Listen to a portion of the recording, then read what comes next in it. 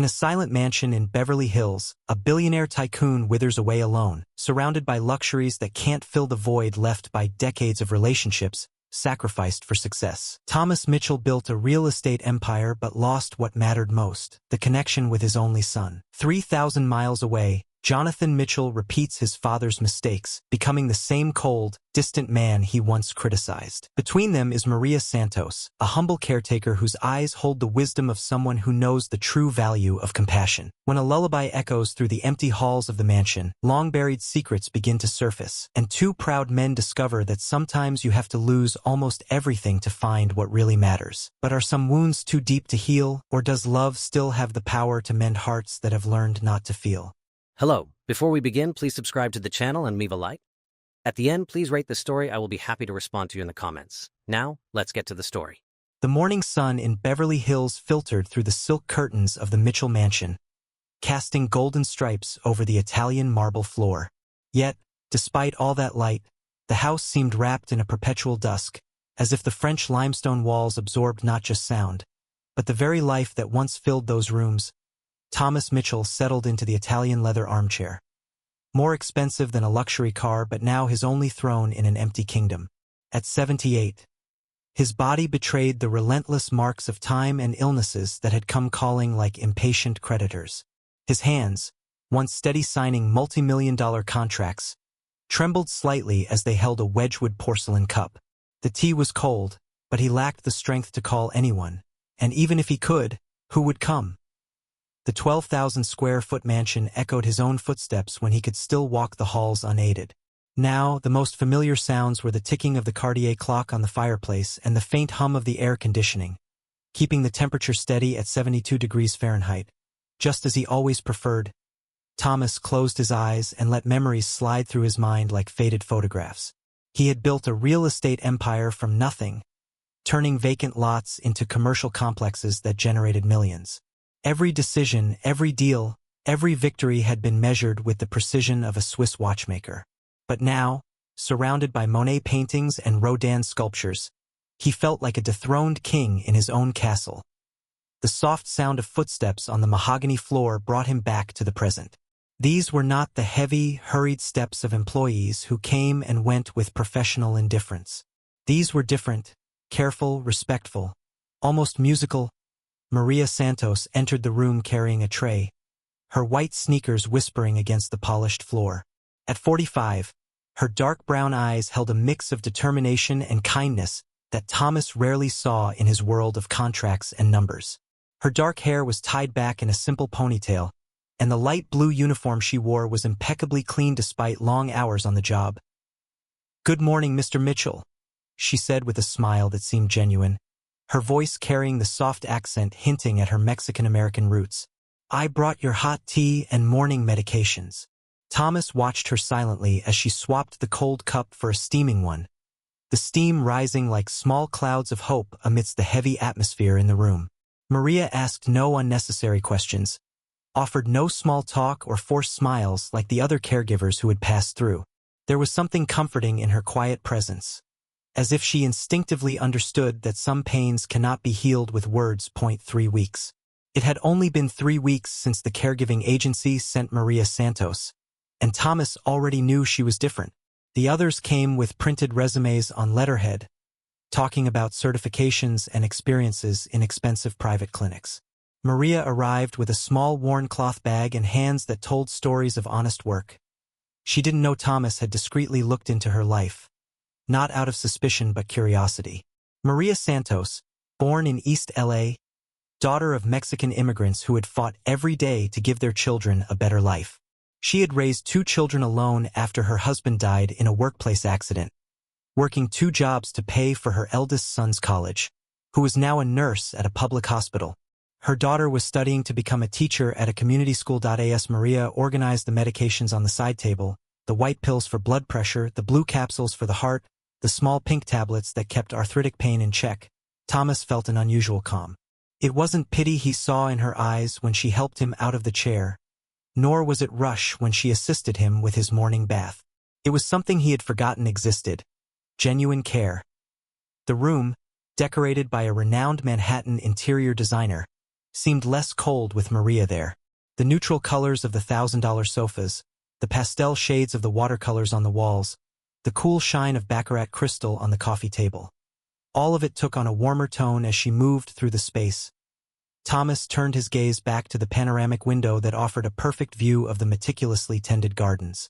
He could see the Mexican gardener working on the rose bushes, his dark hands contrasting with the perfect red petals.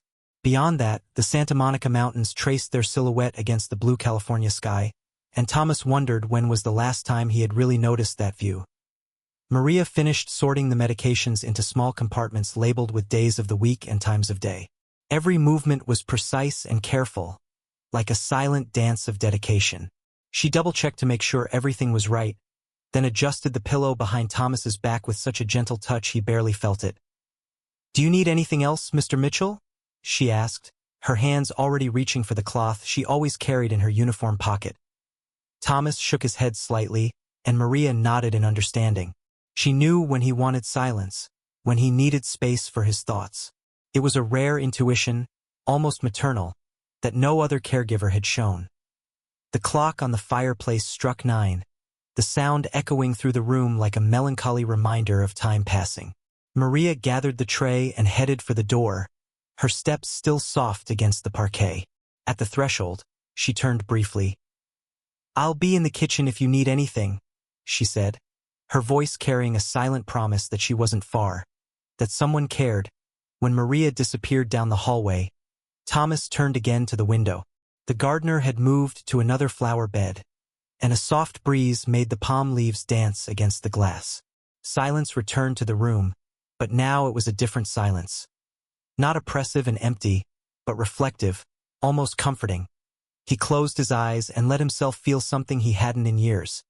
The sense that he wasn't completely alone in the world. It was a strange feeling for a man who had spent decades building walls around his heart, protecting himself from the disappointments and betrayals the business world inevitably brought. But there, on that golden Beverly Hills morning, with the soft jasmine scent drifting through the open window and the knowledge that Maria was just a few steps away, Thomas Mitchell allowed himself a moment of peace. A moment when the weight of loneliness felt a little lighter, and the silent house no longer seemed like a mausoleum but a home still holding the possibility of human warmth. The medications waited, neatly organized on the side table, little colorful soldiers in his daily battle against time and decline. And Thomas, for the first time in months, did not see them just as reminders of his mortality, but as symbols of someone who cared enough to arrange them with such tenderness.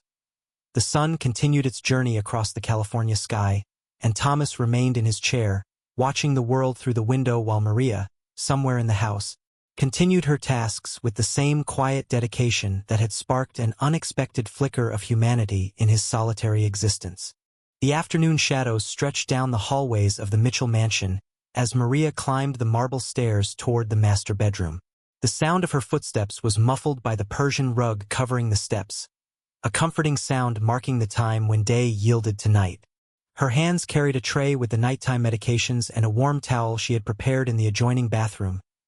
Thomas sat in his armchair by the bedroom window, the same spot he spent the last hours of each day watching the lights of Beverly Hills turn on one by one across the distant hills.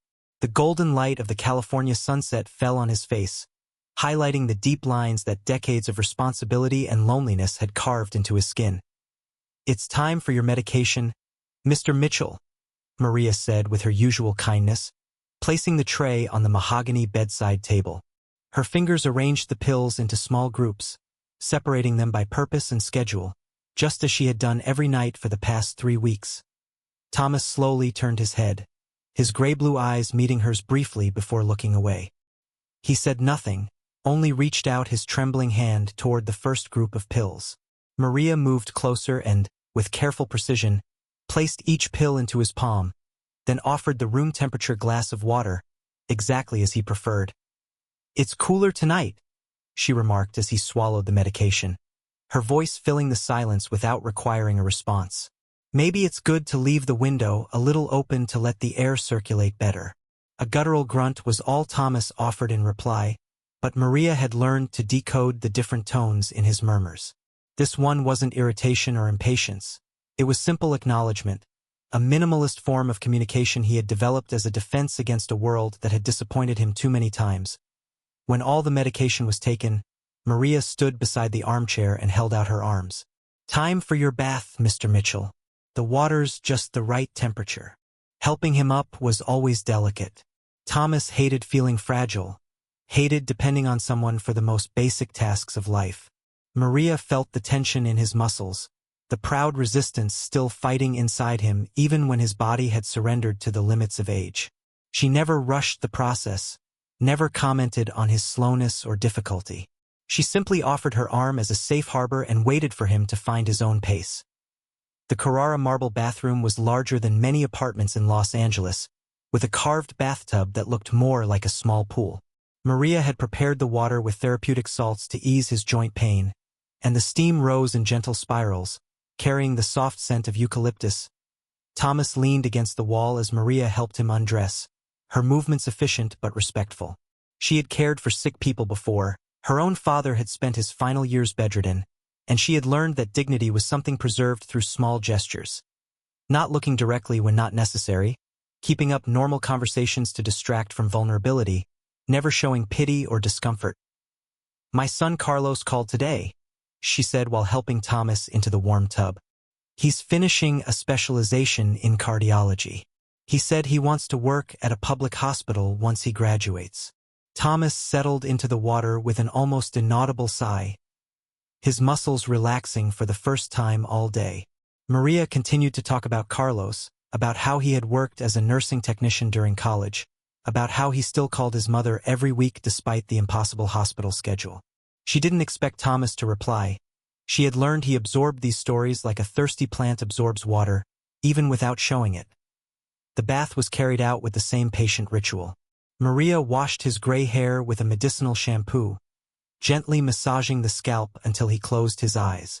It wasn't pleasure she saw on his face, but a kind of temporary relief, as if, for a few minutes, the weight of being Thomas Mitchell could be lifted. When they left the bathroom, Maria had already set out the navy silk pajamas he wore every night. They were expensive pajamas, probably costing more than her monthly salary, but they were starting to show signs of wear at the edges. Thomas had owned those pajamas for years, and Maria suspected there was some sentimental meaning. Maybe a gift from someone important who was no longer in his life. "Lift your arms, Mr. Mitchell," she gently asked, helping him into the shirt.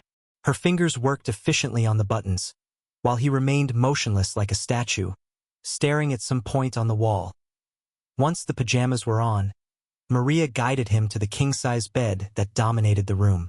The mattress was orthopedic, recommended by his doctor, but she had added an extra layer of softness with Egyptian cotton sheets she had bought with her own money. Small comforts he probably didn't notice, but that made a difference. Thomas lay down slowly, each movement carefully calculated to minimize joint pain. Maria adjusted the pillows behind his head, making sure he was comfortable before pulling the blanket up to his chin. The air conditioning kept the room at the perfect temperature, but she knew he got cold during the night. "Do you need anything else before I go?" she asked, smoothing his hair, which had become tousled against the pillow. Thomas nodded almost imperceptibly, and Maria was about to leave when something made her pause. Maybe it was the way he gripped the blanket, or how his eyes seemed lost on the hand-painted ceiling. There was something about tonight, a vulnerability she recognized but he would never admit. Without thinking much, Maria sat on the edge of the bed, her hands folded in her lap. The soft light from the crystal lamp created dancing shadows on the walls, and she could hear the distant sound of traffic on Sunset Boulevard. A reminder that the world kept turning outside that quiet bubble. Then, almost without realizing it, Maria began to sing. Her voice was low, almost a whisper, carrying a melody her own mother had sung to her decades ago, when she was still a little girl scared by nightmares in an apartment too small in East LA. The words flowed in English, smooth as silk. "Hush now, my darling, close your tired eyes. Tomorrow brings sunshine, no need for goodbyes."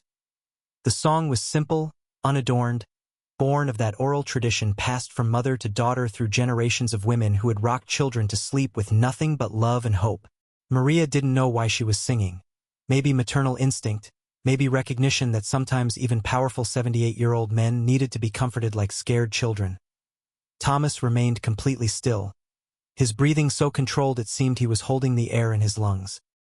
His eyes stayed fixed on the ceiling, but Maria noticed something almost imperceptible.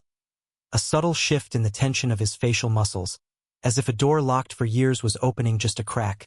She kept singing, her voice filling the room with a tenderness those walls probably hadn't heard in decades. The song spoke of rest, of mornings to come, of a tomorrow that always held new possibilities. They were simple words, but charged with an unwavering faith Maria had cultivated through all the hardships of her own life. When the last note faded into the air, the silence that followed was different than usual. It wasn't empty. It was full of something indefinable, as if the music left invisible echoes vibrating between them. Thomas didn't move, didn't speak, didn't give any sign that he had heard. But something in his eyes, a barely noticeable wet glimmer, a softness that wasn't normally there, suggested that every note had found its way deep into his armored soul. Maria stayed seated for a few more moments, waiting to see if he would say anything. When it became clear the silence would remain, she stood up carefully, adjusted the blanket one last time, and walked toward the door to the threshold. She turned and looked at him once more. Thomas remained motionless, but there was something different in his posture. Less rigidity, perhaps, or more even breathing. She turned off the bedroom lamp, leaving only the soft hallway light filtering through the slightly open door, casting a golden path across the Persian rug. "Good night, Mr. Mitchell," she whispered before closing the door partly, leaving just enough space for the hallway light to enter. A small concession to the nighttime vulnerability. He would never admit needing Maria walk down the silent hallway, her sneakers barely whispering against the polished marble. Behind her, in the room bathed in golden twilight, Thomas Mitchell lay in his king-size bed. Alone, but for the first time in years, not completely alone with his thoughts. Something had changed that night. Something small and fragile like a spring bud, but real enough to make sleep, when it finally came, feel less like an escape and more like true rest. The 23rd floor of the glass and steel skyscraper in Midtown Manhattan buzzed with the frantic energy of high-stakes business. The transparent walls of Jonathan Mitchell's office offered a panoramic view of the concrete jungle stretching to the horizon, where the Hudson River snaked like a silver ribbon between the buildings. But Jonathan had no time to admire the scenery. His eyes were fixed on 3 computer screens occupying his mahogany desk, each displaying charts, numbers, and projections that represented millions of dollars in constant motion. 52. Jonathan had carved out a reputation that swung between admiration and fear in the financial world of Wall Street. His dark hair, slightly graying at the temples, was always perfectly styled, and his $3,000 suits never showed a wrinkle, even after 14-hour workdays. His eyes, the same blue-gray as his father's, were constantly restless, flicking from document to document, screen to screen, calculating, analyzing, consuming information like an insatiable machine. The desk before him was an organized battlefield. Stacks of contracts awaiting signatures, financial reports marked with yellow sticky notes, 3 different phones. One for domestic calls, another for international, and a third connected directly to the trading floor. The aroma of premium Colombian coffee filled the air, mingling with the subtle scent of Italian leather from chairs that cost more than a compact car. Rachel Brennan, his executive assistant for 8 years, entered the office with the military precision Jonathan demanded from all his staff. At 43, Rachel had learned to anticipate every need of her boss, every mood change, every outburst of impatience that usually preceded the biggest deals. Her red hair was pulled back into a flawless bun, and she carried a black leather folder containing the day's agenda, a relentless list of meetings, teleconferences, and decisions that would determine the fate of entire companies. "Jonathan," she said, her voice cutting through the constant hum of electronic devices. "We have the meeting with Peterson Holdings executives in 15 minutes. They arrived from London this morning and are waiting in conference room 3. Jonathan didn't lift his eyes from the screens, his fingers typing commands at impossible speed as he absorbed the latest numbers from the Asian market. "Peterson can wait 5 more minutes. I'm closing the acquisition of the Seattle hotel chain. If I stop now, we lose the window of opportunity." Rachel nodded, accustomed to Jonathan's shifting priorities. where every minute was measured in potential profit. She discreetly checked her own tablet, mentally rearranging the schedule to accommodate the delay. But there was something in her expression, a subtle tension around her eyes, that suggested she had something more delicate to discuss. "There's one more thing," she said, choosing her words carefully. "I received another report from the caregiving agency in Beverly Hills. About your father." Jonathan's typing didn't stop, but Rachel noticed a slight stiffness in his shoulders, an almost imperceptible sign that he had heard. Over the 8 years working for him, she had learned to read those body language cues he used to communicate without words. "And?" he asked, keeping the same professional tone he used when discussing quarterly reports.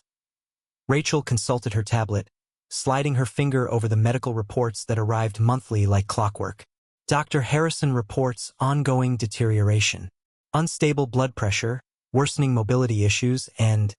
She hesitated, knowing how Jonathan would react to the next item. Episodes of nighttime disorientation. Jonathan finally stopped typing, his hands freezing over the keyboard. For a moment, the office fell silent except for the distant hum of the air conditioning and the muffled murmur of traffic 23 floors below. His eyes remained fixed on the screen, but Rachel could see he was no longer reading the numbers.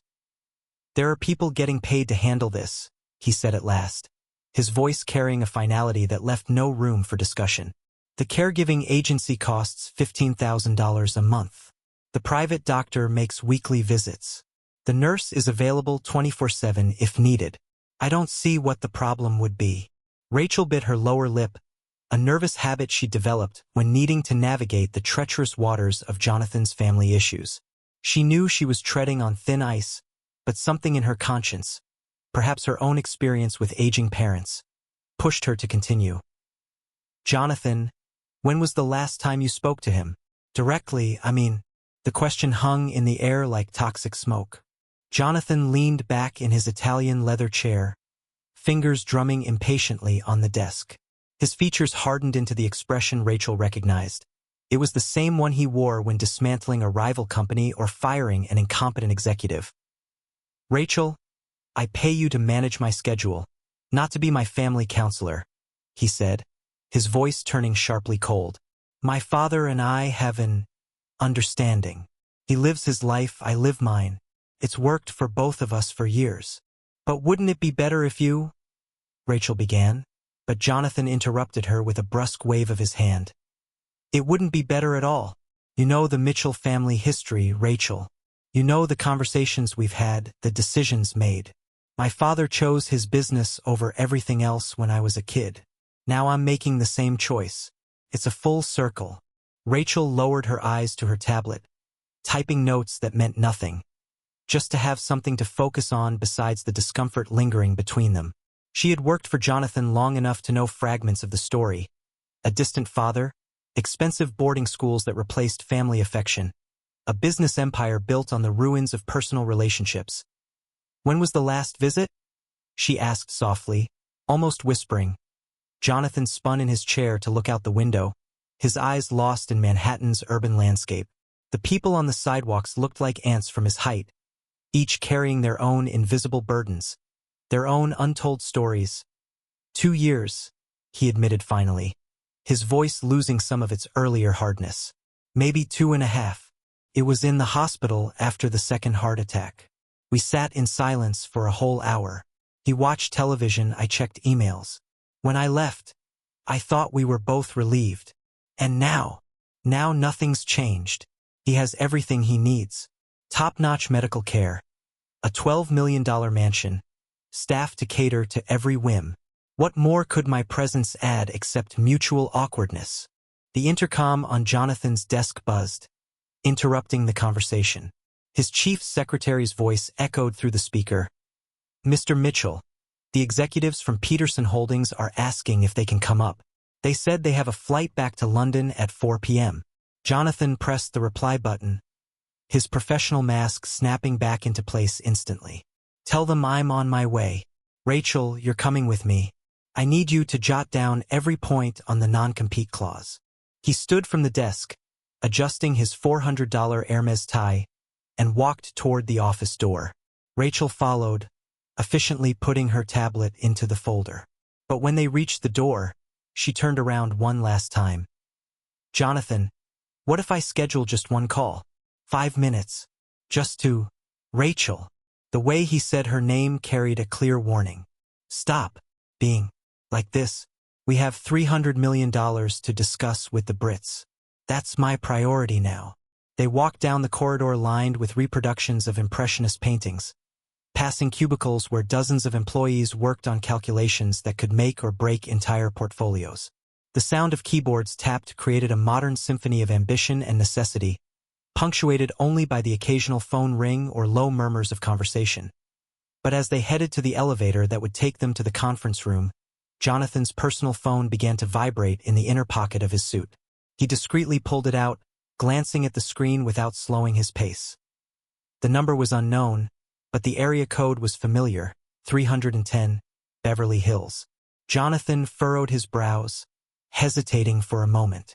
It could be the doctor or maybe the caregiving agency, but it could also be one of the dozen other people who had access to the emergency number he kept specifically for matters related to his California property. The phone kept vibrating insistently as they waited for the elevator. Rachel noticed Jonathan's hesitation, the way his fingers drummed against the device without answering. "You're not going to answer?" she asked carefully. Jonathan looked at the screen once more, then declined the call with a decisive movement. "It's not important," he said, pocketing the phone. "If it were a real emergency, they'd call the office." The elevator chimed softly and the doors opened to reveal a mirrored interior reflecting Jonathan Mitchell's image infinitely. A successful businessman, impeccably dressed, completely in control. But in the multiple reflections, Rachel thought she saw something else, a shadow of uncertainty, a brief glimpse of the man behind the professional mask. When the doors closed, isolating them from the rest of the world during the 3-floor descent, Jonathan took a folder from the stack of documents Rachel was carrying. His eyes immediately focused on the contracts that needed review before the meeting, and any trace of hesitation about the missed call vanished from his expression. "3 main clauses to focus on," he said, his voice returning to the sharp business tone Rachel knew so well. "First, intellectual property rights of the European subsidiaries. Second, the integration timeline for operations. Third." But even as he spoke, listing priorities and strategies with the precision of a general planning a battle, Rachel couldn't forget the image of the phone vibrating insistently in his hand, the hesitation he'd shown, and the way his shoulders stiffened when she mentioned it had been 2.5 years since his last visit to his father. The elevator stopped on the 20th floor, and the doors opened onto an elegantly decorated corridor leading to the meeting rooms. Jonathan stepped out with a determined stride, Rachel at his side, both preparing for another corporate battle that would decide the fate of millions. But 36 floors below, in the busy streets of Manhattan, other people were also receiving important phone calls, making life-changing decisions, choosing between business and family. And in Beverly Hills, 3,000 miles away, some of those choices were about to have consequences no amount of money in the world could undo. The golden light of a California morning filtered through the silk curtains of Thomas's bedroom, casting dancing patterns on the fine wood-paneled walls. Maria entered quietly, carrying a breakfast tray, her footsteps muffled by the Persian rug covering the marble floor. Thomas sat in his armchair by the window, already dressed in beige linen pants and a white cotton shirt she had ironed the night before. His eyes were fixed on something he held in his hands, a small photograph, its edges worn from time and frequent handling. Maria pretended not to notice as she set the tray on the side table, but out of the corner of her eye, she caught the image. A boy about 8 years old, dark hair tousled by the wind, holding a baseball bat and smiling brightly at the camera. Next to him was a much younger Thomas, his hair still fully brown and without the lines of worry that now marked his face. "The coffee is just the right temperature," Maria said softly, pouring the drink into a Chinese porcelain cup worth more than her weekly paycheck. "And the toast is just how you like it, lightly golden." Thomas quickly slipped the photo into his shirt pocket, like a child hiding a forbidden treat. His movement was too abrupt, revealing a vulnerability he preferred to keep hidden.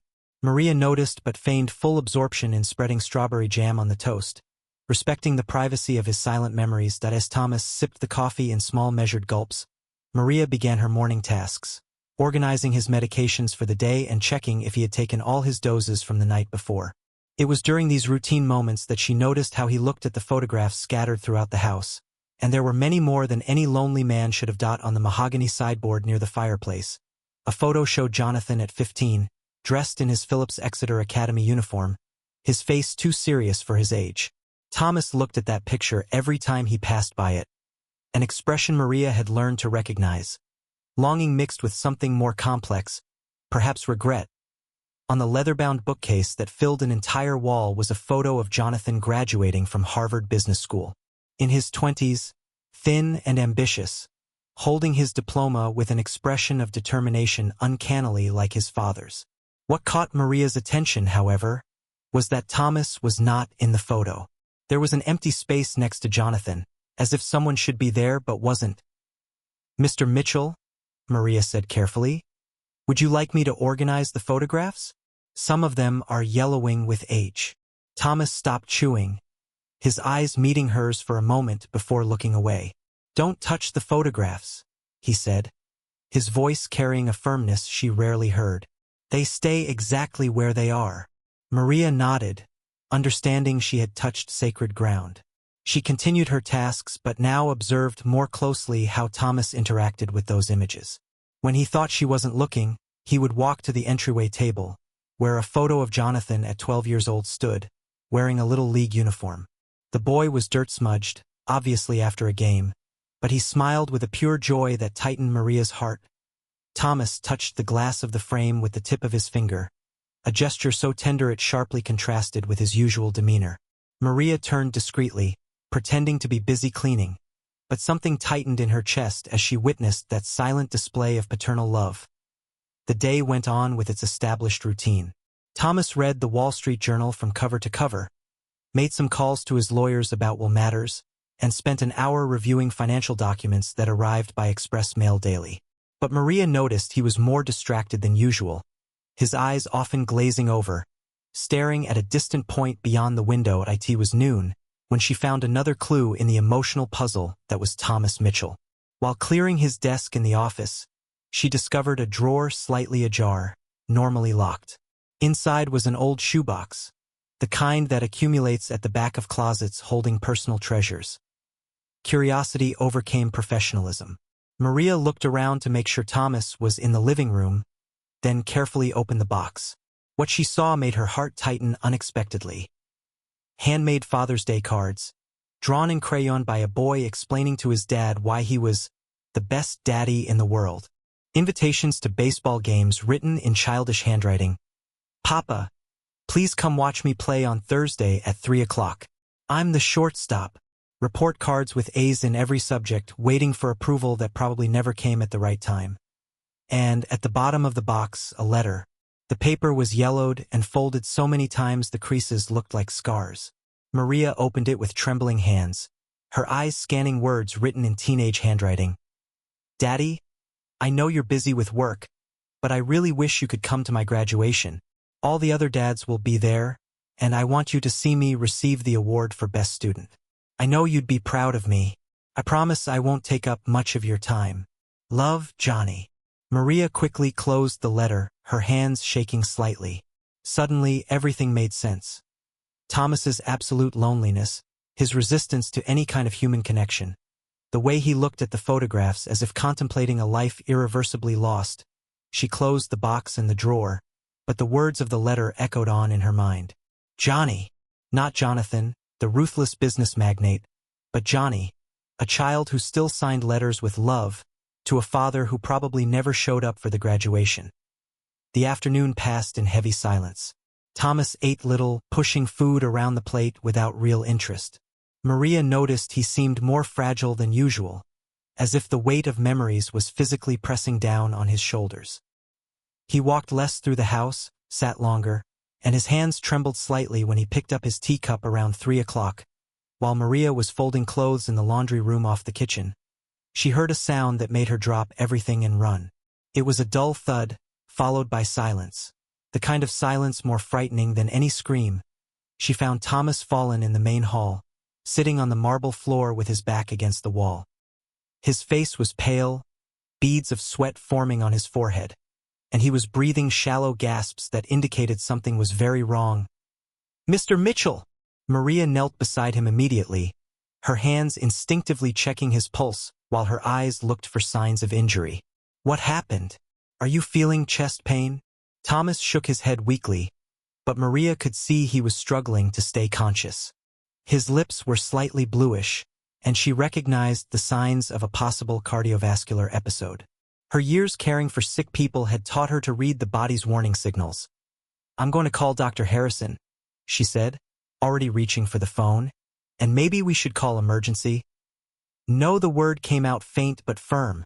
Thomas grabbed her arm with surprising strength, his fingers closing around her wrist like a vice. "Don't call anyone. Mr. Mitchell, you might be having another heart episode. You need medical attention?" "I don't need anyone," he muttered, the words slurred, less convincing than he intended. "Never needed. Johnny, The words trailed off into incoherent mumbling, but Maria heard clearly the name he had spoken. Johnny. Not Jonathan, not my son, but the tender diminutive a father uses for a beloved child, even decades after the child has grown up and moved away. Maria felt tears burn in her eyes, but forced herself to stay practical. Thomas was clearly unwell, yet he was stubbornly proud enough to refuse help even when he needed it most. She had learned during her weeks caring for him that direct confrontation never worked. Subtle maneuvering, however, sometimes did. "All right," she said calmly, releasing her arm from his weak grip. "I won't call the doctor, but you're going to let me help you up and take you to your bedroom. And you will take the blood pressure medications on your nightstand." Thomas nodded slightly, the fight draining out of him like air from a punctured balloon. Maria positioned herself carefully, using techniques she had learned from years of caring for elderly patients. She got him to his feet slowly, supporting most of his weight as they made their way up the marble staircase that suddenly seemed enormous. Each step was a struggle. Thomas leaned heavily on her, his breathing labored, occasionally mumbling words she couldn't quite catch. But every few moments, clear as a bell, she would hear Johnny again, spoken with a longing almost painful to witness. When they finally reached his bedroom, Maria helped him onto the bed, elevating his legs slightly and checking his pulse once more. It was irregular but not catastrophic, concerning, but not immediately life-threatening. She brought him water and his afternoon medications, watching carefully as he swallowed each pill. "Mr. Mitchell," she said softly, sitting at the edge of the bed as she had the night before. "Were you thinking about your son? About Jonathan?" Thomas's eyes, which had been closed, opened slowly. For a moment, she saw right through all his defenses: vulnerability, longing, and something that looked very much like a broken heart. "Johnny was 5 years old when I missed his first baseball game," he whispered, his voice barely audible. "I promised I'd be there. Had an important business meeting instead. He cried on the phone when he called that night. Said he'd looked for me in the stands the whole game." Maria felt her own heart a little. "Kids understand more about business priorities than we give them credit for," she said gently. "No, they don't. Johnny never understood. How could he? I missed his birthday parties because I was acquiring companies. Missed school plays because I was merging with competitors. I thought I was building something for him, a legacy. But when he graduated from Harvard, he didn't even ask me to come. Said he knew I'd be too busy, like always." The words hung in the air like autumn leaves before they fall.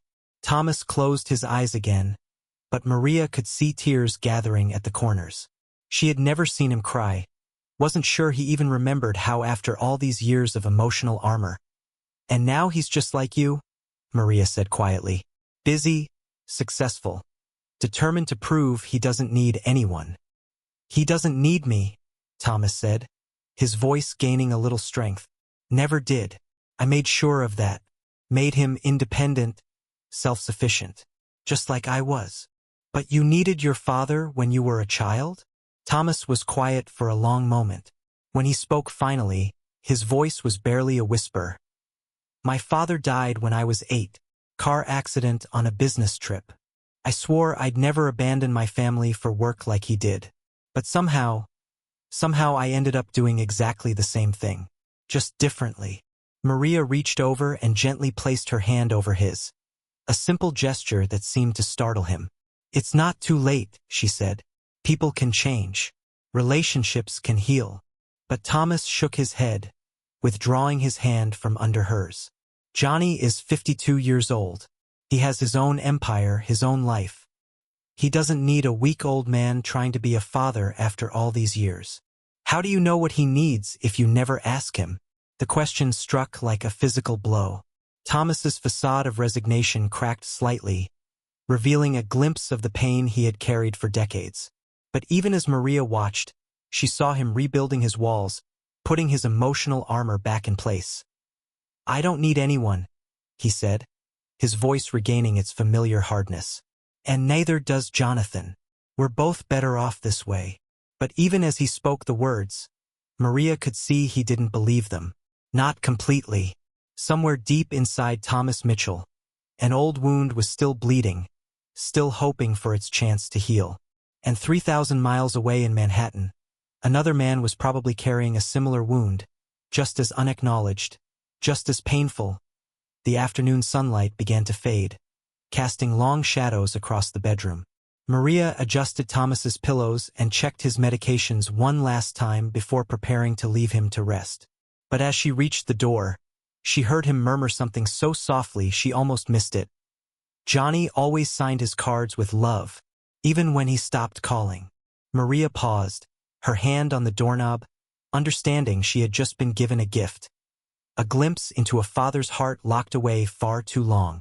She didn't respond, didn't turn back, just left him with his memories and his regrets, knowing that some kinds of pain were too deep for comfort, too complex for simple solutions. As she walked down the hallway, she found herself thinking about unanswered phone calls, business meetings that always seemed more important than family, and how sometimes a greatest success could also be the most devastating failure. The house remained engulfed in heavy silence for the rest of the afternoon. Thomas had finally fallen asleep, exhausted from the episode of weakness, but his sleep was restless. He shifted constantly, muttered incomprehensible words, and his breathing stayed irregular. Maria sat in the armchair by the bedroom window, watching his chest rise and fall with a rhythm that worried her more and more. The doctor had left clear instructions during the last visit. Any sign of deterioration should be reported immediately. But Thomas had been firm in refusing additional medical care, and Maria knew that pushing the issue could worsen his emotional state, which in turn would affect his physical condition. As the sun set through the panoramic windows, painting the room in shades of gold and orange, Maria made a decision. She couldn't keep carrying the responsibility for Thomas Mitchell's health alone. Their son needed to know. Even though they had a complicated relationship, even though years of distance had built seemingly impassable walls, Jonathan had the right to know that his father was declining. More than that, Maria had seen the signs all around the house. The secretly viewed photographs, the hidden treasure box, the name Johnny whispered in moments of vulnerability. Thomas Mitchell might be too proud to admit it, but he desperately needed to reconnect with his son. And maybe, just maybe, Jonathan needed that connection too. Even if he didn't realize it. She quietly went downstairs, her slippers making only a soft whisper over the polished marble. In the kitchen, she made a cup of chamomile tea, both to calm her own nerves and to have something to do with her hands during what she knew would be a difficult conversation. Jonathan's business card was stuck to the refrigerator with a California-shaped magnet. A curious, kitschy item that contrasted sharply with the formal elegance of the rest of the house. Maria had memorized the number weeks ago but had never had the courage to call. Now, however, Thomas's condition left her no choice. She picked up the cordless kitchen phone and dialed the Manhattan number, her hands trembling slightly as she listened to the ringing tones. It was 9 o'clock at night on the East Coast. Jonathan was probably still at the office, given his workaholic reputation that had built over the years. Mitchell and Associates? Good evening. How can I help you? The receptionist's voice was professional and efficient, trained to filter exactly the kind of call Maria was making. Good evening, Maria said, forcing her voice to sound more confident than she felt. I need to speak with Jonathan Mitchell. It's about urgent legal matters concerning property in Beverly Hills. The lie came more naturally than she expected. Years of caring for sick people had taught her that sometimes a small deception was necessary for the greater good. And technically, she reasoned with herself, Thomas's health was indeed a legal matter when it came to estate planning. "One moment, please. I'll transfer you to his executive assistant." Maria waited, listening to generic hold music as her heart beat faster. She rehearsed mentally the words she'd use, trying to strike a balance between urgency and diplomacy. "Rachel Brennan speaking. You mentioned legal issues about Beverly Hills? May I ask which firm you represent?" "Actually," Maria said carefully, "I'm Maria Santos, the care provider for Thomas Mitchell. I know I normally shouldn't call directly, but there's a situation I believe Jonathan needs to know about." There was a pause, during which Maria could hear keyboard typing in the background. Rachel was clearly checking notes, probably referring to instructions on how to handle family-related calls. "Miss Santos, our records show you are paid through a care agency, and all communications regarding Mr. Thomas Mitchell's condition should go through proper channels. Is this a medical emergency?" "Not exactly an emergency, but—" Maria hesitated, choosing her words carefully. "Thomas is worse than the reports indicate. I think Jonathan should know." "Hold, please." More hold music. Maria walked into the living room while she waited, her eyes automatically drifting to the photographs that had become so familiar. Jonathan at 8, grinning with gap-toothed joy. Jonathan at 16, serious and scholarship-bound. Jonathan at 25, graduation day at Harvard, standing alone because his father hadn't come. "Ms. Santos," a voice that cut through her reverie like a blade, sharp, impatient, and unmistakably Jonathan Mitchell. "I understand you're calling about my father. I wasn't aware that care providers were authorized to make direct contact with family members." Maria felt her confidence waver at the coldness in his tone, but she forced herself to continue. "Mr. Mitchell, I apologize for calling directly, but I'm concerned about your father's condition. He had an episode today that—" "Episode?" Jonathan interrupted, his voice gaining a slight edge of interest masked by irritation. "What kind of episode? Did you call Dr. Harrison? Should there be a medical report?" "He refused medical attention," Maria explained quickly. "But he collapsed, had difficulty breathing, and his color was very poor. Mr. Mitchell, I've worked with elderly patients for many years, and I recognize when someone is—" "Ms. Santos." Jonathan's voice cut through her explanation like ice water. "Let me be very clear about something. I pay $30,000 a month for a team of professionals to monitor my father's condition and provide appropriate care. This includes a registered nurse on call, a private physician who makes weekly visits, and a care agency with specific instructions about protocol." Maria felt her heart sink but pressed on. "I understand that, sir, but sometimes patients need more than medical care. Sometimes they need what they're paid to receive. Professional, competent, medical-grade care. Not emotional assessments from staff members who forget their boundaries." The words hit Maria like physical blows. She gripped the phone tighter, trying to find a way to make him understand without breaking Thomas's privacy. "Mr. Mitchell, with all due respect, your father mentioned you today. He called you Johnny, and he seemed to be—" "That's enough." Jonathan's voice was arctic now. "Ms. Santos, you are employed to provide physical care for my father. You are not a family counselor, you are not a psychiatrist, and you certainly are not authorized to make phone calls about my father's emotional state." "But he's getting worse," Maria said desperately, feeling the conversation slipping away from her. "Not just physically. He seems so alone." "So alone?" "Ms. Santos, my father lives in a $12 million mansion with round-the-clock care. He has access to any medical specialist in the country, any service he could possibly need. If he's choosing to be antisocial, that's his personality, not a medical condition." Maria closed her eyes, trying a different approach. "When was the last time you spoke to him?"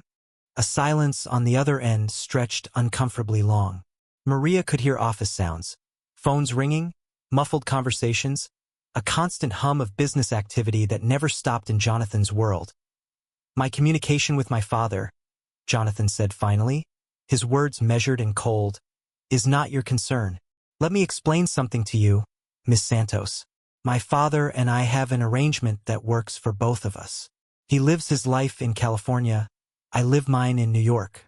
This arrangement has existed for years and suits us both perfectly.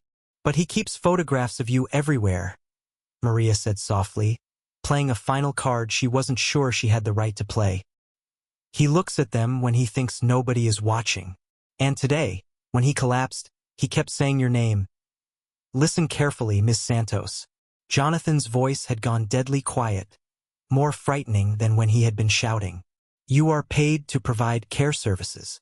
You are not paid to analyze my family dynamics, to report on my father's interior decorating choices, or to provide psychological assessments based on casual observations. Maria felt tears burning her eyes but refused to let them fall. I'm trying to help, Mr. Mitchell. Your father is declining, and I don't think it's entirely medical. I think he misses nothing. Trust me on this. My father is a man who chose his priorities decades ago, and those priorities never included emotional attachments. I learned to live with those choices just as he did. If you find yourself getting emotionally involved with your patient, perhaps you need to consider whether you're the right fit for this position. The threat was subtle but unmistakable. Maria felt her stomach drop, realizing she had not only failed to help Thomas, but might have jeopardized her job in the process. Still, she tried one last time. Mr. Mitchell, please. I've seen him holding photographs of you as a child. I've seen him looking out the window like he's waiting for someone. He's not just physically declining, he's lonely. And loneliness can kill people just as surely as heart disease. Ms. Santos, this conversation is over. If there are medical emergencies requiring immediate attention, follow the protocol outlined by the care agency. Call Dr. Harrison. Call 911 if necessary. Handle it through proper channels. Do not call me again unless my father is literally dying. And even then, call a professional first. But the line went dead.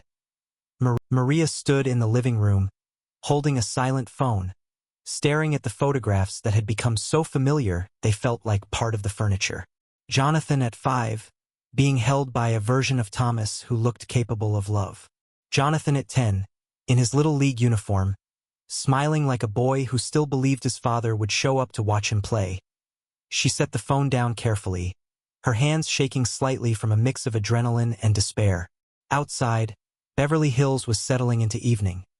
Distant sounds of traffic, occasional laughter from a neighboring property, a soft whisper of wind through mature oak trees surrounding the mansion. Maria walked slowly back upstairs, checking on Thomas, who was still sleeping restlessly. His breathing seemed easier, but his face looked older somehow, more fragile in the dim light from the bedside lamp. She adjusted his blankets and made sure his water glass was within reach. Small acts of care that had become automatic after weeks of watching over him that as she prepared to leave him for the night, she noticed he was holding something in his closed fist. Carefully, she opened his fingers and found a small photograph. A wallet-sized picture of Jonathan as a teenager, probably a school photo. Thomas must have been clutching it when he fell asleep. Maria felt her heart break a little more. Here was a man who clearly loved his son deeply, yet had chosen pride over connection for so many years that now the gap between them seemed unbridgeable. And 3,000 miles away was a son who had learned his father's lessons so well that he couldn't recognize a desperate plea for help when it came from someone who genuinely cared. She tucked the photograph back into Thomas's hand, knowing he'd probably wake up holding it, and that somehow a small comfort might help him through another night. Tomorrow would bring more of the same routine medications, meals, careful monitoring of his vitals, and the growing certainty that she was watching a man die, not just of heart disease, but of a more insidious condition. Isolation so complete he had forgotten how to ask for the love he desperately needed outside. The California stars were beginning to appear in the darkening sky, and somewhere in Manhattan, another man was probably working late in an office, surrounded by success and achievement, but equally alone, equally proud, and equally unwilling to admit that some wounds never heal without forgiveness, and some distances never close without a first, tentative step home. The 40th floor of the Chrysler Building buzzed with the familiar energy of high-stakes business. Jonathan Mitchell sat at the head of a mahogany table that had cost more than most people earned in a year, watching 12 of Manhattan's most powerful executives gesture over spreadsheets and financial projections. The acquisition of Bridgepoint Industries would be the biggest deal of his career, $2 billion that would solidify his empire and finally place him on the same level as the magnates he had admired and envied throughout his professional life. The third-quarter projections show a 17% growth, said Margaret Chin, his vice president of corporate development, pointing to charts dancing on the state-of-the-art LED screen. If we close by Friday, we'll be positioned to dominate the West Coast medical technology market. Jonathan nodded, but his mind felt strangely scattered. All morning, he had sensed an unexplained unease, a feeling that something was off. It was as if a shadow hovered over his thoughts, a distraction he couldn't identify or shake. His iPhone vibrated silently on the table. Jonathan glanced quickly at the screen and frowned. It was a California number he didn't immediately recognize. Normally, he would ignore any call during such a crucial meeting, but something about the 310 area code made him hesitate. Beverly Hills. His assistant knew not to forward personal calls during important meetings, which meant whoever was calling had managed to slip past his defenses. "Excuse me," he said abruptly, interrupting Margaret mid-explanation about profit margins. "I need to take this. Continue with the hospital sector analysis." Jonathan left the conference room, his Italian shoes echoing sharply on the marble hallway floor. He answered on the third ring, his voice automatically adopting the professional, slightly impatient tone he used for interruptions. "Jonathan Mitchell." "Mr. Mitchell, this is Dr. Harrison." The voice on the other end was deep and careful, carrying the weight doctors learn to convey when delivering delicate news. "I am your father's private physician. I need to speak with you about Thomas Mitchell's current condition." A cold chill settled deep in Jonathan's stomach. Dr. Harrison had never called personally before. All medical communications about Thomas came through written reports sent monthly by his assistant. A direct call could only mean one thing. "What happened?" Jonathan asked, surprised by the urgency in his own voice. "Your father experienced a mild cardiac episode 2 hours ago," Dr. Harrison said with the clinical precision that came from decades of delivering bad news. "He is stable now, responding well to medication, but Mr. Mitchell, his overall condition is deteriorating faster than we expected." Jonathan walked over to the floor-to-ceiling window that offered an impressive view of Manhattan. Down below, people looked like ants navigating the urban geometry, their lives tiny and insignificant compared to the billion-dollar deals he managed daily. But suddenly, the perspective that had always comforted him felt strangely empty. "Deteriorating how?" he asked, his voice lowered. "His heart is failing consistently. We've been managing the episodes, but they're becoming more frequent and severe. Additionally," Dr. Harrison hesitated, and Jonathan could almost hear him choosing his words carefully. "His psychological state is contributing to the physical decline. He seems to be losing the will to fight." "What does that mean exactly?" "It means, Mr. Mitchell, we are dealing with limited time. Weeks, maybe a month or 2 at most. And frankly, I'm not sure he'll last that long if he continues refusing visitors or any emotional connection with the outside world." The words hit Jonathan like a physical blow. Limited time. For nearly 52 years, his father had been a constant presence in the background of his life. Distant, perhaps, often absent, but always there. An anchor of continuity Jonathan never questioned. The idea that this presence could simply end was something his rational mind struggled to process. "The caregiver Maria Santos called a few days ago," Dr. Harrison continued. "She was concerned about your father's emotional isolation. I usually don't intervene in family matters, but in this case I believe she was right." Jonathan closed his eyes, recalling the call he had coldly rejected 3 nights earlier. The woman had tried to tell him exactly that, and he had cut her off harshly, treating her concerns as unwelcome professional interference. Now, hearing the same assessment from a respected doctor, Jonathan felt something he hadn't in years: genuine regret. "Dr. Harrison," he said slowly, "what's your honest assessment? If he had more emotional support, would that make a medical difference?" "Mr. Mitchell, I've treated hundreds of cardiac patients throughout my career. In my professional experience, the will to live can be as important as any medication. Your father is a man who seems to have given up finding joy in life. That's not sustainable when the body is already working against him. Jonathan stayed silent for a long moment, watching the distant Manhattan traffic as he processed information that contradicted everything he had believed about his relationship with Thomas. He'd always assumed their distance was preferable, that two men so similar, so stubborn, so focused on individual success, were better apart than trying to navigate the emotional minefields that would inevitably arise between them. "Doctor," he finally said, "I'll be in Los Angeles tonight."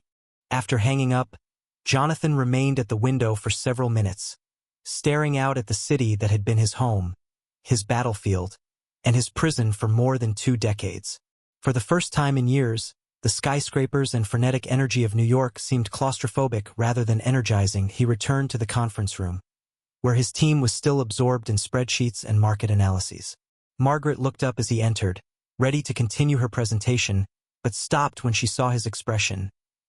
"Ladies and gentlemen," Jonathan said, his voice carrying an authority that demanded immediate attention, "I need to cancel the rest of this meeting and all my appointments for the week." A murmur of surprise rippled through the room. Margaret looked particularly shocked. In 7 years working for Jonathan, she had never seen him cancel anything for non-business reasons. "Jonathan," she said carefully, "the Bridgepoint deal needs to close by Friday, or we lose the window. This timing—" "Margaret, you are authorized to handle all negotiations in my absence. You have power of attorney to sign any documents required. If there are emergencies, you can reach me by phone, but only emergencies." Jonathan was already gathering his papers, his movements efficient but somehow different, less mechanical than usual, as if he were operating on autopilot while his real attention was elsewhere. "Where will you be?" asked David Kim, his chief financial officer, obviously concerned about losing a $2 billion deal. "California," Jonathan said simply. "Family business." The word family caused another ripple of surprise. In all his years building his empire, Jonathan had never mentioned family, never taken time off for personal reasons, never allowed anything to interfere with business priorities. To his professional colleagues, Jonathan Mitchell existed entirely within a context of conference rooms, legal documents, and profit margins. Within an hour, Jonathan was in a taxi heading to Teterboro Airport, where his private jet was being prepared for a transcontinental flight. He hadn't been to California in over 3 years, not since a last awkward lunch with Thomas, where both men struggled to find common ground beyond the weather and generic business discussions. During the taxi ride, Jonathan found himself thinking about that lunch. They had met at an expensive restaurant in Beverly Hills, the kind of place where celebrities and business moguls could dine in relative privacy. Thomas had looked older then, somewhat frilier, but still commanded attention when he entered a room. They talked about Jonathan's latest acquisition, about Thomas's investments, about everything except what truly mattered. When they parted that day, both men said, "We should do this more often." But both knew it was a polite lie. There was too much history, too many missed opportunities, too many years of choosing business over family for either of them to know how to bridge the gap that had grown between them.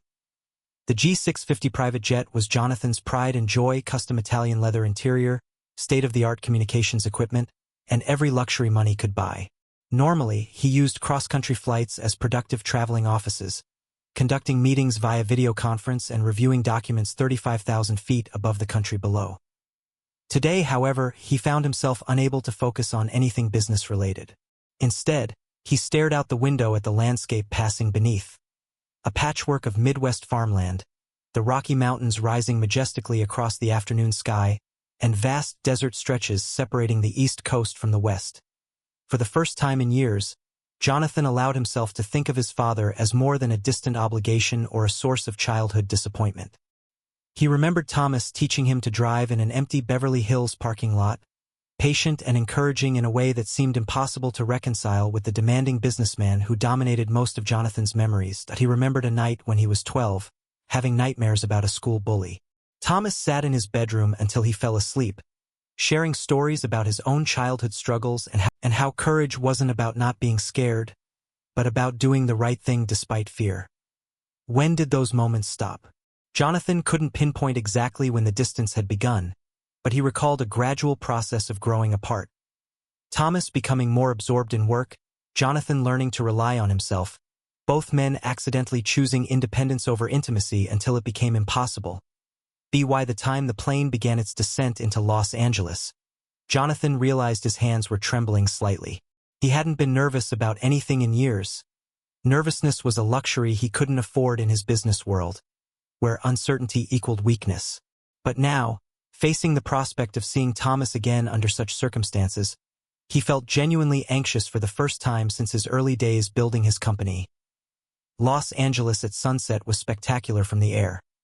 A sprawling network of lights beginning to twinkle like stars, the Pacific Ocean reflecting the last rays of sunlight, mountains providing a dramatic backdrop for a city that never seemed to sleep. Jonathan had forgotten how beautiful California could be, how different the light was here compared to the harsh angles and shadows of Manhattan. A rental car awaited him at Van Nuys Airport. A simple BMW sedan rather than the usual luxury vehicles he preferred. Something about the day made ostentation seem inappropriate, as if he were visiting a sacred place where the normal rules of business display didn't apply. The drive to Beverly Hills took 45 minutes through evening traffic that moved with a characteristic California leisure frustrating to most East Coast natives. But tonight, Jonathan welcomed the slow pace. He needed time to prepare for whatever awaited him at the house where he grew up. A house that held so many memories of both connection and separation.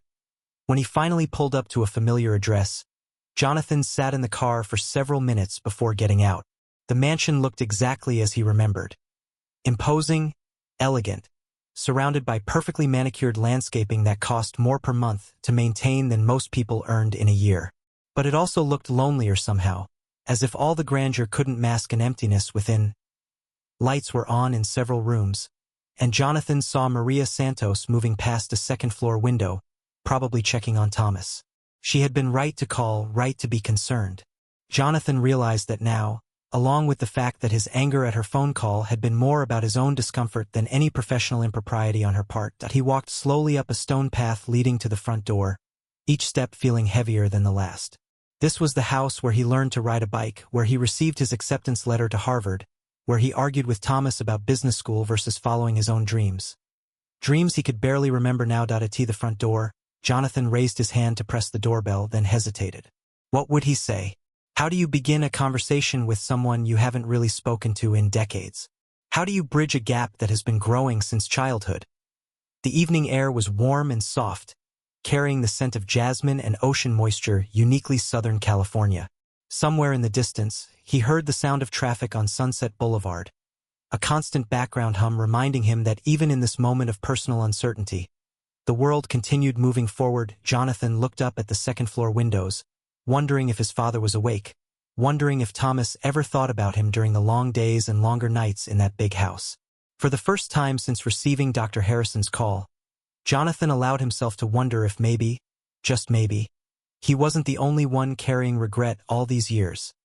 The doorbell remained unpressed.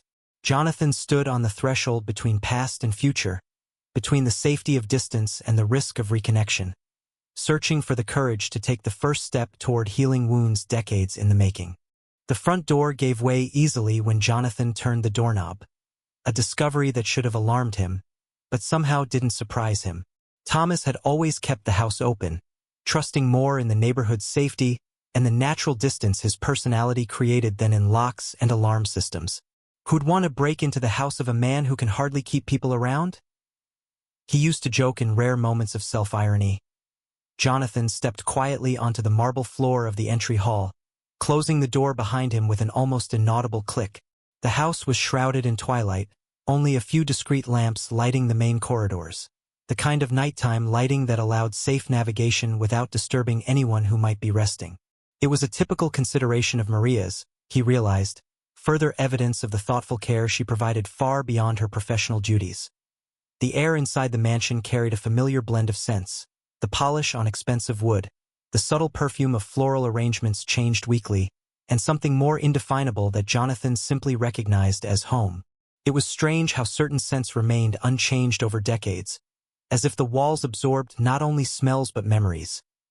His shoes made soft echoes against the floor as he moved through the rooms that had shaped his childhood. The living room held the same formal elegance as always. Italian leather sofas. Coffee tables worth more than luxury cars. Carefully selected artwork that turned the house into a private gallery. But Jonathan noticed details that had escaped him on prior visits. Photographs were now more numerous, spread in places where only decorative objects had been before. There were pictures of Jonathan at nearly every age, from baby photos to newspaper clippings highlighting his most recent business achievements. Thomas had been following his career much more closely than Jonathan had ever imagined. Every promotion, every major acquisition, every mention in the trade press was documented and displayed like parental trophies. The discovery left him simultaneously touched and unsettled. Throughout all these years apart, while Jonathan had assumed his father had lost interest in his life, Thomas had been gathering evidence of his success like a devoted historian. The irony was painful.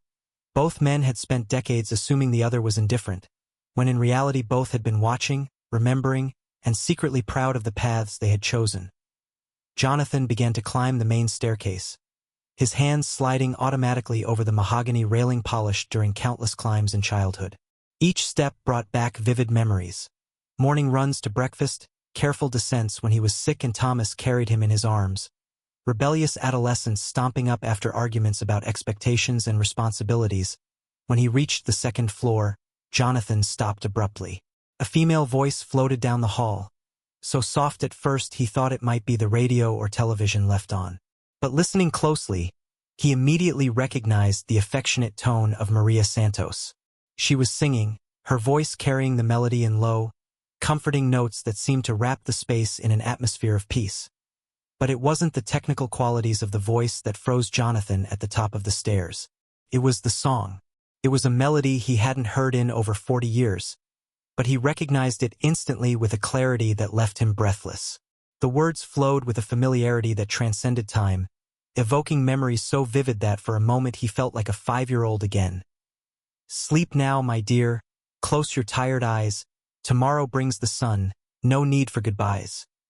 It was the lullaby Thomas sang to him when he was little, the only truly tender memory Jonathan held from those early years before the demands of the business world transformed his father into the distant, focused man who dominated most of his childhood. It was a song Thomas had invented, or at least adapted from some forgotten melody, creating simple verses that spoke of safety, love, and the promise that each new day would bring better possibilities. Jonathan leaned against the hallway wall, his legs suddenly too weak to hold him properly. How did Maria know that song? Thomas must have taught it to her, shared this intimate memory of fatherhood that Jonathan had assumed was lost forever. The realization that his father had preserved and passed on this family tradition stirred an emotion Jonathan wasn't prepared to face. Maria's voice continued, each verse bringing back fragments of memories Jonathan had buried under decades of professional ambition and emotional distance.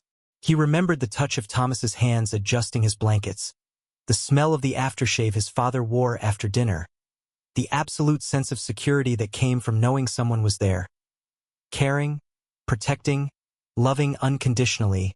When had it stopped? When had Thomas stopped singing to him?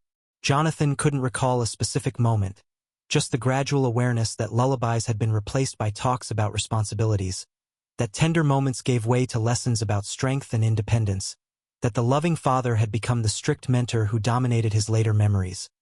But here was proof that that loving father had never truly disappeared. Thomas had kept the song alive, taught it to Maria, found a way to keep offering the comfort he once gave his own son.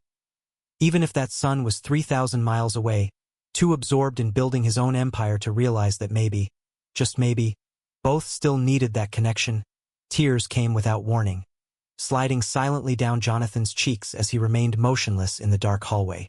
They weren't tears just of sadness, but a complex mix of regret, nostalgia, and a deep ache for how much time had been lost. How many nights had Thomas spent alone in this house, perhaps softly singing to himself, remembering days when he had a small boy to soothe? How many times had Jonathan fallen asleep in his New York City penthouse, unaware that 3,000 miles away his father was remembering the same songs, the same memories, the same love that neither had known how to express through years of silence? Maria's voice began to fade, the song ending with the final verses Jonathan vaguely remembered. something about stars watching through the night and the sun always returning in the morning. It was a simple promise wrapped in melody, the assurance that even in darkness, there was always hope that the light would come back. Jonathan stayed leaning against the wall, unable to move, unable to fully process the emotional weight of what he had discovered. On one hand, he was deeply moved by the evidence that Thomas had preserved this precious memory of fatherhood. On the other, he was devastated by how many other similar moments could have been shared if he had been brave enough to overcome his pride and maintain real contact with his father. The hallway was silent now, only the distant hum of the air conditioner and the occasional sound of traffic outside breaking the mansion's stillness. Jonathan knew he needed to move, needed to enter the room where his father was surely sleeping, needed to finally face the conversation they had both avoided for so long. But for now, he remained frozen by the discovery that the love he'd assumed was lost forever may never have truly disappeared, just expressed in ways neither had learned to recognize. Jonathan moved silently down the hall, his steps muffled by the Persian rug that stretched along the hardwood floor. His father's bedroom door was ajar, letting out a soft golden light that spilled into the dark hallway like a hesitant invitation. He stopped a few steps from the entrance, his heart pounding with the intensity he hadn't felt in years, and carefully positioned himself to watch through the crack without being noticed. The scene before him hit like a punch to the gut. Thomas Mitchell, the man who had commanded boardrooms and earned the respect of executives worldwide, was lying in a bed that seemed to swallow his diminished frame. The colossal figure from Jonathan's childhood memories had become almost ethereal. His skin was a translucent pale, and his shoulders, once so imposing in tailored suits, now looked fragile beneath a light blue silk pajama. Maria sat in a chair beside the bed, her posture radiating a maternal tenderness Jonathan recognized but couldn't quite name. Her hands, calloused from work but infinitely gentle, adjusted the blanket around Thomas's shoulders with a care that went beyond professional duty. This was the gesture of someone who genuinely cared, who found real meaning in providing comfort to another human being. But it was the expression on Thomas's face that left Jonathan completely still. His father wasn't asleep, as Jonathan had assumed. Instead, he was looking at Maria with a vulnerability Jonathan had never seen before. Thomas's eyes, still intense even in their weakened state, shone with unshed tears, and there was something about his expression that seemed both grateful and deeply sad. Jonathan realized the lullaby had awakened the same memories in his father that stirred within himself. Thomas was recalling those precious early moments of parenthood, when love was expressed through simple melodies and nightly rituals of protection and care. The pain in those eyes was not just physical. It was the accumulated weight of decades of lost relationships, wasted opportunities, a man who had traded intimacy for material success and now found himself alone with his wealth and regrets. Maria finished adjusting the blanket and leaned slightly over the bed. "Sleep well, Mr. Mitchell," she whispered, her voice carrying a warmth that sent waves of recognition through Jonathan's chest. It was the same tone she had used in the lullaby, but now he could hear something deeper, genuine affection, the kind of caring that can't be bought or hired, but that naturally comes from a heart that finds purpose in easing someone else's suffering. She stayed there for a moment, her hand hovering over Thomas's forehead as if to offer some extra comfort but restraining herself out of professional propriety. Thomas closed his eyes, and Jonathan saw his lips move almost imperceptibly, possibly murmuring a thank you too proper to be heard, or perhaps silently repeating the words of the lullaby that had echoed through decades of memory. When Maria finally got up from the chair, Jonathan quickly stepped away from the door, pressing his back against the opposite wall of the hallway. He heard her soft footsteps approach and briefly panicked about how to explain his presence. But Maria passed through the door without looking his way, probably assuming any sound she might have heard was just the normal creaks of an old house settling at night. Alone again, Jonathan returned to his watching spot. Now he could see Thomas more clearly, and the sight was both heartbreaking and revealing.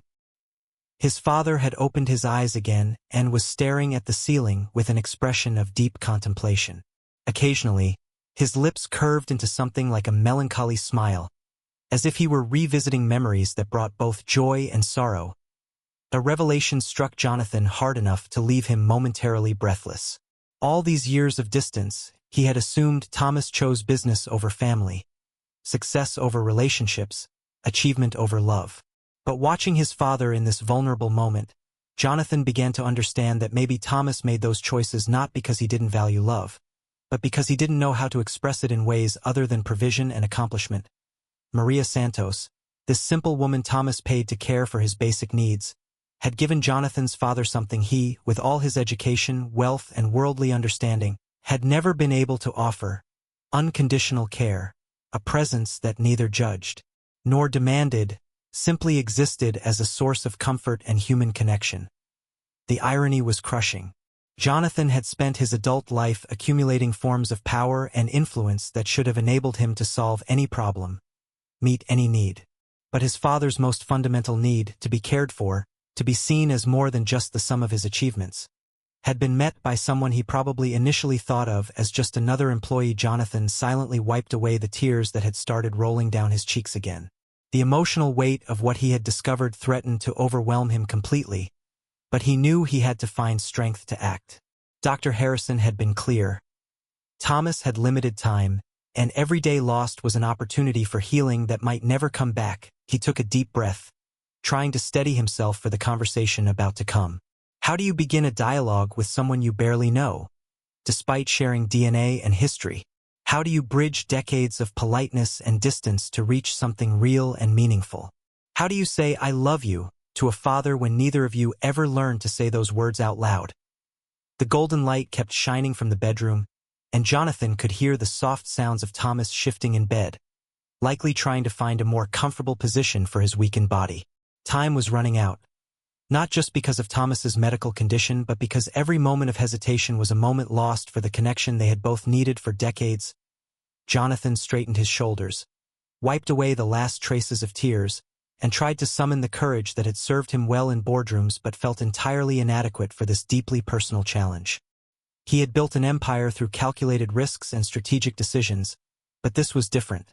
This was about opening himself to vulnerability in a way that could change everything between him and his father, or result in a final, devastating confirmation that they were indeed too different, too damaged, too late to find each other after all these years apart. With one last deep breath, Jonathan stepped toward the door, ready to discover whether love could indeed bridge a gap they both had assumed was unbridgeable. Jonathan gently pushed the door open, which creaked softly, the sound echoing through the room like an announcement of his arrival. The golden light from the lamp by the bed cast a halo around his silhouette as he stepped inside. Both Maria and Thomas turned toward him simultaneously, their faces reflecting complete surprise. Maria jumped up from the chair abruptly, her hand flying to her chest in a startled gesture.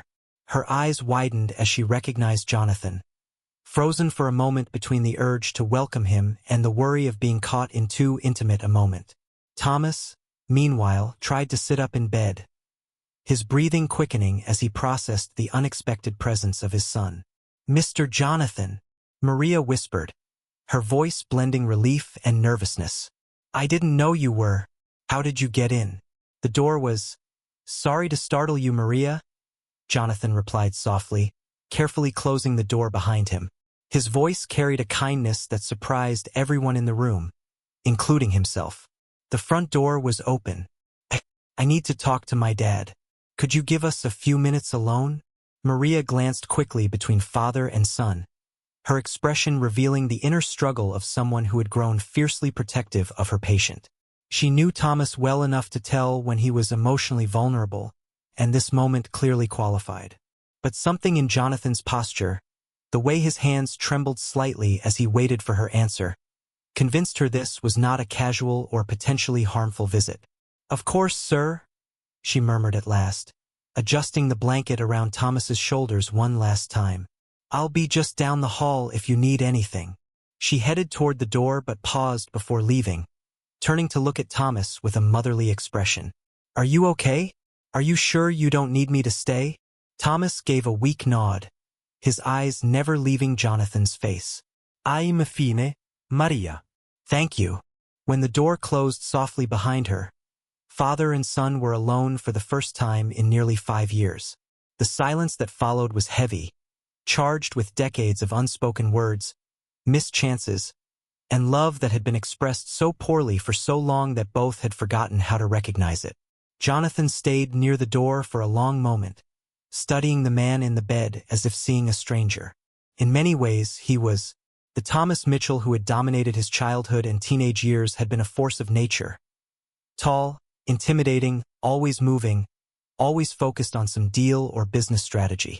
This man in the bed looked like a diminished, almost translucent version of that imposing figure. But the eyes were the same. Intense, intelligent, and now, Jonathan realized with a shock, filled with a vulnerability his father had never let him see before. Thomas looked at him with an expression that seemed to hunger. Not for food or comfort, but for connection, for understanding, for some kind of reconciliation both had needed but neither had known how to seek. Slowly, as if approaching a wounded animal that might flee if he moved too fast, Jonathan crossed the room. The expensive shoes he wore made soft sounds against the hardwood floor, partially covered by an antique Persian rug he remembered from childhood. It was strange how certain objects could remain unchanged through decades, acting as anchors for memories that might otherwise fade completely. When he reached the bedside, Jonathan paused again. Up close, he could see more clearly the effects of illness on his father. Thomas's skin had a translucent quality, suggesting life was slowly ebbing away. His hands, once so strong and commanding, now looked delicate, almost fragile against the white sheets. "Dad," Jonathan said softly, his voice barely above a whisper. The word felt strange in his mouth. When was the last time he had called Thomas anything other than Thomas or sir? May I sit?" Thomas nodded, gesturing weakly toward the chair Maria had occupied moments before. But to his own surprise, Jonathan didn't take the chair. He carefully sat on the edge of the bed, close enough to smell a familiar scent of expensive cologne mixed with something more medicinal, suggesting ongoing treatment. For a long moment, neither spoke. They simply looked at each other. Two men who shared blood but had become strangers through years of polite distance and emotional unavailability. Jonathan could see his own features reflected in Thomas's face. The same strong jawline, the same intelligent eyes, even the same tendency to hold tension in their shoulders when uncertain. Finally, Jonathan reached out and gently took his father's hand. The skin was paper-thin and surprisingly warm, and he was shocked by how small it felt in his grip. Thomas's fingers were long and elegant. Musician's hands, Jonathan had always thought, though his father had never shown interest in music beyond an occasional opera attendance that was more about social obligation than personal enjoyment. "Dad," Jonathan began again, his voice starting to crack with the emotion he had held back for so long it felt overwhelming. I need to ask your forgiveness. For so many things. For all the years I stayed away. For only calling when it was about business. For becoming." His voice broke completely for a moment, and he had to pause to collect himself. Thomas's grip tightened slightly around his fingers. Not much, but enough that Jonathan could feel it. His father's eyes began to fill with tears he was clearly trying to control, but the effort was visible in every line of his face. "For becoming exactly the kind of man I criticized you for being when I was young," Jonathan continued, forcing the words through a tight throat. "For being so focused on building an empire that I forgot how to build relationships. For being so afraid of showing weakness that I never showed love. For—" He paused, looking directly into his father's eyes.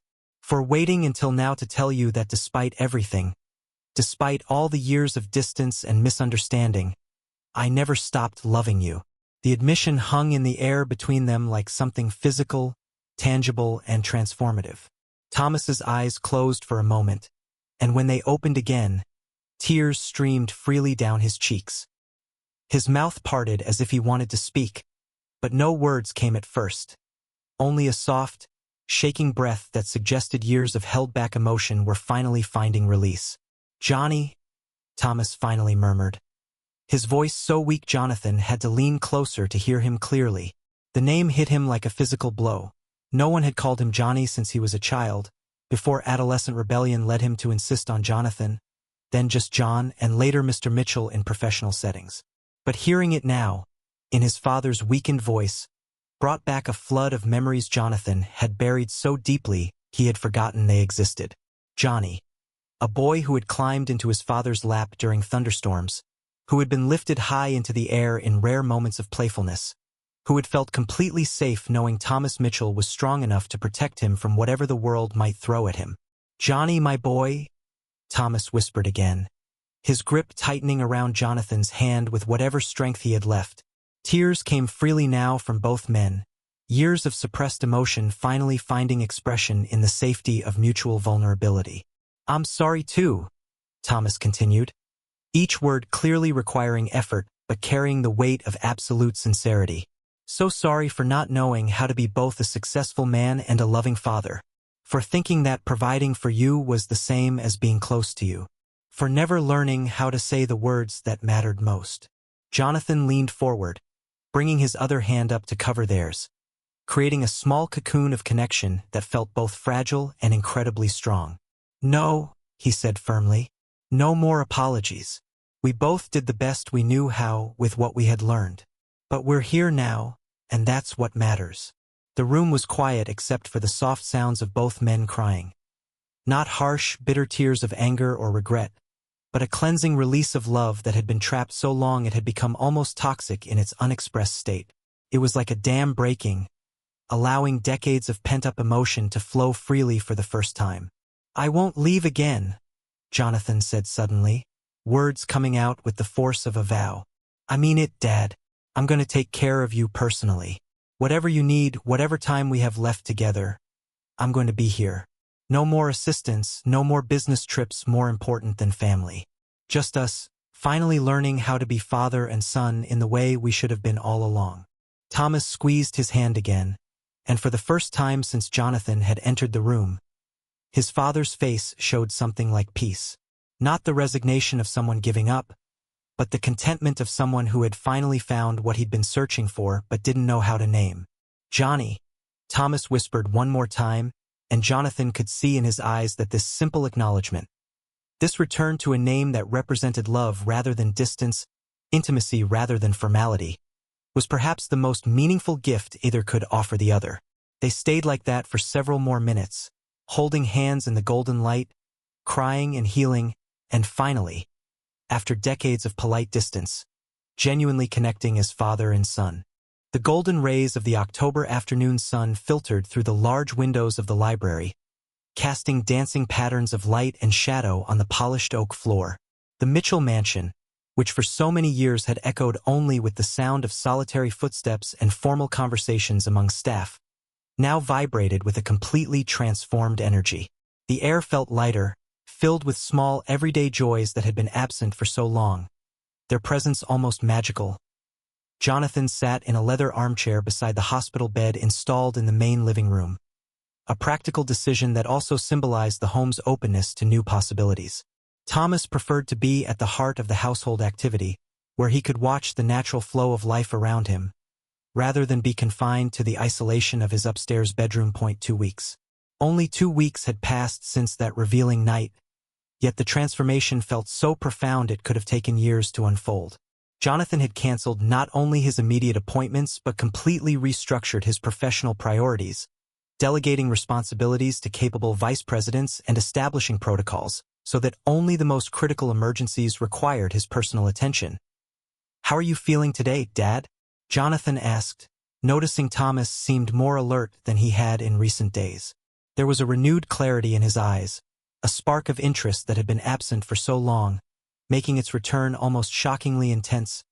Thomas slowly turned his head, a movement that still required considerable effort but now came with a genuine, warm smile, completely different from the polite expressions that had characterized most of their interactions throughout Jonathan's adult life. "Better," he replied, his voice still weak but carrying an unmistakable undertone of contentment.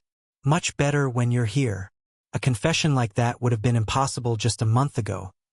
Thomas Mitchell admitting vulnerability, acknowledging emotional need, expressing dependence on another person.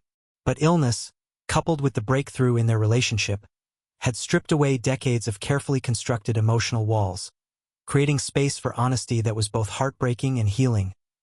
Jonathan had learned to navigate the practical aspects of caregiving with a dedication that surprised everyone, including himself. He had mastered a complex medication schedule, learned to recognize subtle signs of discomfort that might require pain management or repositioning. His hands, once exclusively familiar with keyboards and legal documents, had become gentle and skilled in helping Thomas with daily necessities. Feeding, adjusting pillows, providing steady support for small movements once taken for granted. But perhaps more importantly, Jonathan had learned simply to be present. To sit in comfortable silence, to engage in conversations ranging from childhood memories to current events, to share observations about the changing light over the day or the sounds of birds in the garden. These were skills no business school had taught him, forms of intimacy absent from his carefully structured adult life. Maria approached with the dinner tray, her presence now seamlessly integrated into the family dynamic in ways that transcended her original professional role. She had become something between caregiver, family friend, and guardian angel. Someone whose judgment about Thomas's needs Jonathan trusted implicitly, and whose presence brought comfort to them all. "He had a good appetite today," she reported to Jonathan while arranging the tray to make eating easier for Thomas. "And this morning, he asked me to show him some photographs from old albums. We spent almost an hour looking at pictures of you when you were little." Jonathan felt a familiar tightness in his throat, a sensation that had become frequent over the past weeks, as layer after layer of suppressed emotion found opportunities to surface. "What did you think of those pictures, Dad?" Thomas's eyes brightened with something close to joy. "You had such curly hair," he murmured, the memory clearly bringing him pleasure. "And you were always building something, towers with blocks, constructions with whatever you could find. I should have paid more attention then. Should have helped you build instead of always being busy with other things." "You're helping me build now," Jonathan replied softly, reaching over to adjust a blanket around Thomas's shoulders. "We're building something new, something we never had the chance to create before." As afternoon gradually shifted into evening, a familiar ritual began to take place. Maria finished helping Thomas with dinner and began tidying the area around his bed, her movements efficient but never rushed. Jonathan positioned himself in a chair that had become his regular spot, close enough to hold Thomas's hand, a position that had become natural and necessary for both of them that at some point during these 2 weeks, they had established a routine that brought structure and anticipation to Thomas's days. As evening approached, Maria would hum softly while completing her tasks, gradually transitioning into a gentle melody that served as a prelude to something that had become a sacred ritual. A nightly lullaby connecting all three of them to something bigger than their individual circumstances. But tonight, Jonathan had something important to discuss before their evening routine continued. He had been planning this conversation for several days, waiting for the right moment. A perfect combination of Thomas's alertness and emotional readiness. "Maria," he said, his voice carrying a formality that immediately caught her attention. "Could you join us for a moment? There's something I need to discuss with you." She approached with slight hesitation, clearly recognizing that whatever was coming was significant. Her hands folded in front of her in a gesture that suggested both respect and mild anxiety. A response from someone who had learned to be cautious about unexpected formal conversations with employers. "Please sit down," Jonathan continued, gesturing toward a nearby chair. When she settled, he reached into his jacket pocket and retrieved a manila envelope he had been carrying for days, waiting for the perfect opportunity to present its contents. "Maria," he began, his voice thick with emotion he no longer tried to hide. "These past weeks have opened my eyes to many things, about family, about love, about what truly matters in life. But one of the most important things I've learned is that sometimes the most profound gifts come from the most unexpected sources." Thomas, sensing the significance of the moment, turned his head to watch the exchange, his eyes moving between his son and Maria with clear curiosity. "You gave me back my father," Jonathan continued, his words beginning to flow with a passion that made his voice stronger.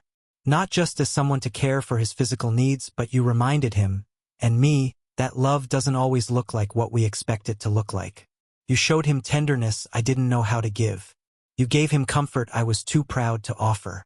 You," his voice broke briefly, but he gathered himself and went on.